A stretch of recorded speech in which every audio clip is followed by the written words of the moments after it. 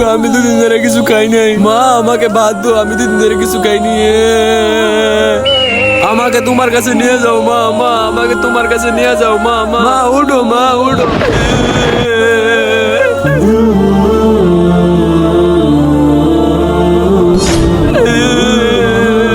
আরে শ্রাবণ ভাই, এই ছেলেটা কান্না করতেছে কেন? আরে রাহাত ভাই, এই ছেলেটার মা কিছুদিন আগে মারা গেছিল, তাই এই ছেলেটা প্রতিদিন এখানে এসে কান্নাকাটি করে। ও আচ্ছা, বুঝছি ভাই। আচ্ছা রাহাত ভাই, আমি তাইলে যাই।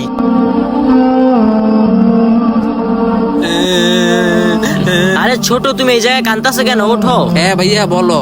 একটা কথা বলো, তোমার প্রথম মা ভালো ছিল নাকি দ্বিতীয় মা? ভাইয়া আমার প্রথম মা মিথ্যাবাদী ছিল আর দ্বিতীয় মা ভালো ছিল।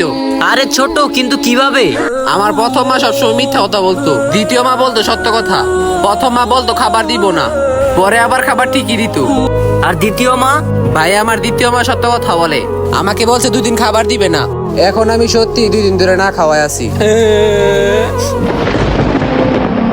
মা বেঁচে থাকলে সবাই বলি আলহামদুলিল্লাহ। আসলে আপন তো আপনই, আর সৎ তো সৎই। কার কার মা বেঁচে আছে আমার কমেন্টে বলে যেও। ভিডিওটি ভালো লাগলে অবশ্যই চ্যানেলটি সাবস্ক্রাইব করে দাও।